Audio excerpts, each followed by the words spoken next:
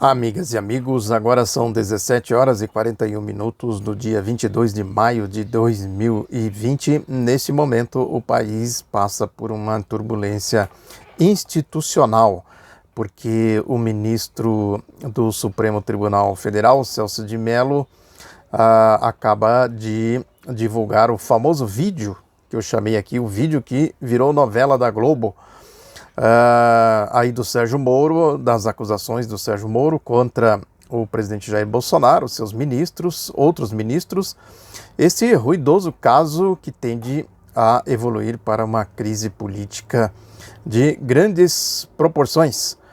Antes de prosseguir, pedir para você dar o like, para você compartilhar, para você se inscrever aqui neste canal, O Outro Lado da Notícia. Sejam todas bem-vindas, todos bem-vindos aqui ao Outro Lado da Notícia. Esta divulgação, sem dúvida alguma, que cria novas bases para que o processo de tentativa de luta política contra o governo do presidente Jair Bolsonaro seja levado adiante. Evidentemente que isso depende de muitas outras coisas. O vídeo aparentemente não tem assim grandes novidades, além dos comportamentos tradicionais da turma, da equipe do Bolsonaro e do próprio Bolsonaro. A gente tem comentado isso muito lá no nosso programa Roda de Conversa, aqui neste canal, sempre às 13 horas, com a equipe de analistas, de comentaristas, e eu também tenho feito comentários aqui a respeito deste vídeo, fiz editoriais no meu site, outroladanoticia.com.br. A verdade é que esse vídeo tem servido claramente de arma de uma facção do golpe, lá daquela história do golpe de 2016, da marcha golpista, que é a facção da Operação Lava Jato, liderada pelo Grupo Globo, contra a facção dos milicianos do Jair Bolsonaro. A coisa está evidentemente nesse âmbito, no âmbito das guerras de facções. Agora, é evidente que com a entrada do STF, no caso aí o ministro Celso de Mello, né, isso ganha uma outra relevância, quer dizer, o ministro do STF resolveu enfrentar o Bolsonaro pelas ameaças que ele tem feito, claro, né, que também não é novidade.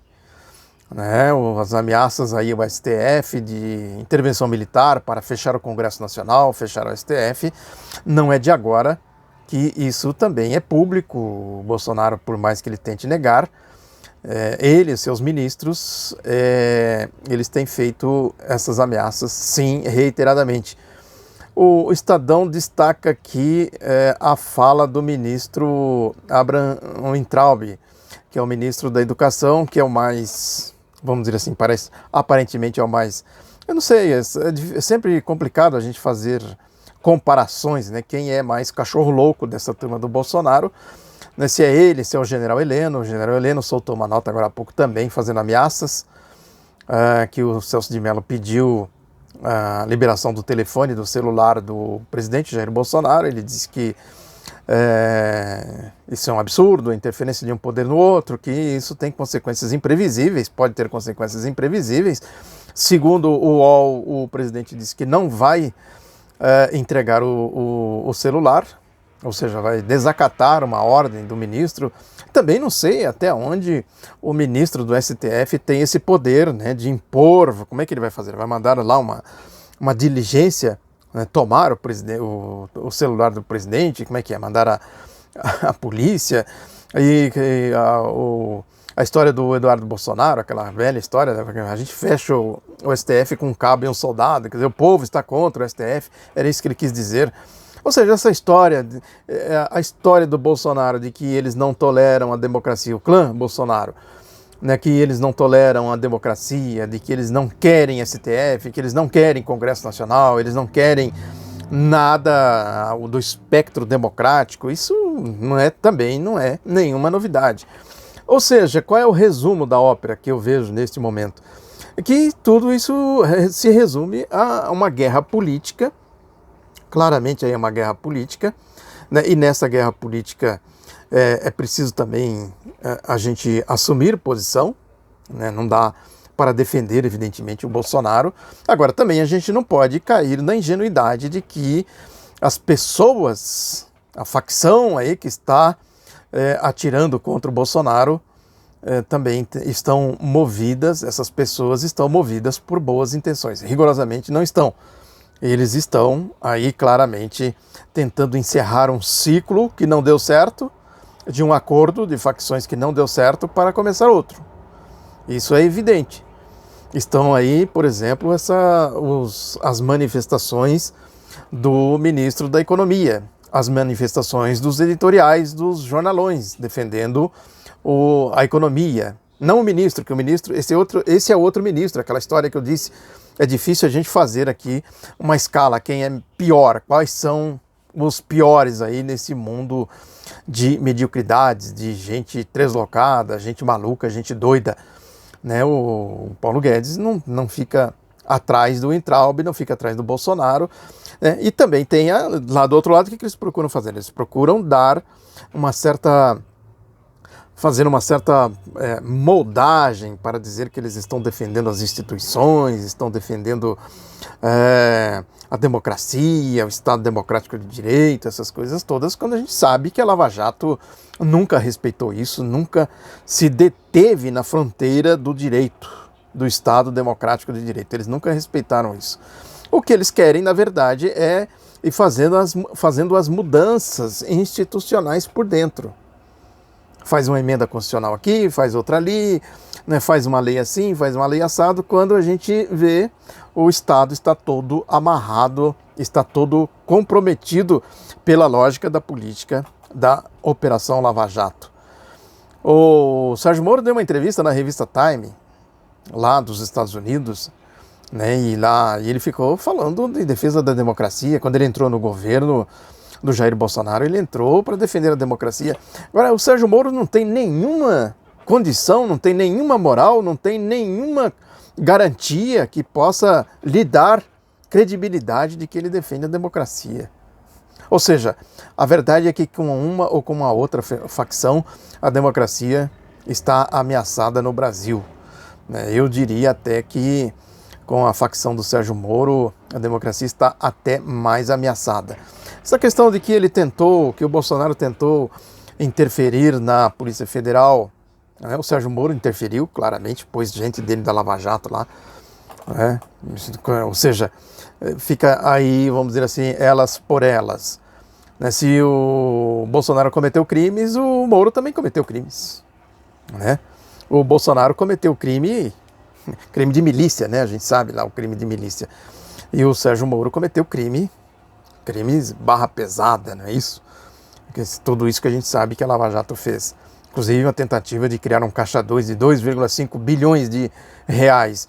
Uma negociata lá nos Estados Unidos com o Deltan Dallagnol. Enfim, uma história aí bem conhecida. A verdade é que o Celso de Mello possivelmente deve ter aí outras medidas que ele deve estar estudando, ele deve estar articulado com aí essa facção da Lava Jato, do Grupo Globo. É importante acompanhar como o Grupo Globo vai tratar isso, certamente vai ficar fazendo a novela, né? Vai esticar a novela. Ou seja, na verdade, tudo isso vai criando as condições para que o Bolsonaro seja tirado do poder. Qual vai ser o caminho? Não dá para saber, né? E como isso também, como vai ser a reação do bolsonarismo, como eles vão reagir a isso, né? Os militares que apoiam o Jair Bolsonaro, né? A avaliação de que inclusive as Forças Armadas defendem o Bolsonaro, quer dizer, como que ele vai se comportar diante disso? Vai arriscar, aí como ameaçou o general Heleno, vai arriscar um golpe? Vai arriscar aí uma aventura? E se ele arriscar essa aventura, como é que resistência pode haver a essa aventura do Bolsonaro? Né, será suficiente a resistência do ministro Celso de Mello? Com outros ministros, certamente os demais ministros do STF devem acompanhá-lo, né, com a Rede Globo, com o Grupo Globo, né? Ou seja, é uma situação de muita tensão e que qualquer prognóstico que se faça agora, ele é extremamente arriscado. Mas o que dá para dizer é que o Bolsonaro já não governa mais o país, ele não tem nenhuma condição mais de seguir como presidente da República, e ele sabe disso, e portanto ele pode sim partir para uma aventura, e por outro lado há essa corrida para que ele seja tirado do poder, arrancado do poder, né? Ele vai entregar? Ele vai se entregar, né? Um processo de, sei lá, um impeachment, sei lá, qualquer coisa que possa levá-lo a ser retirado da presidência da República. Ele vai sair numa boa? Vai opor resistência?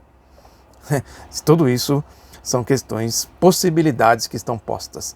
Muito obrigado pela atenção, reforço o pedido para você se inscrever aqui no canal, dar o like, compartilhar, enfim, ajudar a divulgar aqui o outro lado da notícia. Eu fiz esse comentário rapidamente aqui, depois eu volto com mais fundamentação. Amanhã, sábado, dia 23 de maio, a gente debate esse assunto no Roda de Conversa, que começa às 13 horas, com os analistas que estão sempre lá. Bem-vindo Siqueira, Luiz Manfredini, Jorge Gregory, Joane Mota e eventualmente outros que puderem e serão convidados para participar desse debate amanhã, às 13 horas, sábado, dia 23 de maio. Um abraço e até lá.